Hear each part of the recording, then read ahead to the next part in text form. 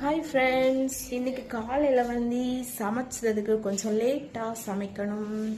என்ன சமையல்னா சிக்கன் குழம்பும் இட்லியும் அவிக்கலான்னு சொல்லிட்டு மாவு வாங்கிட்டு வந்துருக்கு. இப்போ மிதுஸ் வந்து என்ன பண்ணிட்டு இருக்கான்னு சொல்லிட்டு பார்க்கலாம்.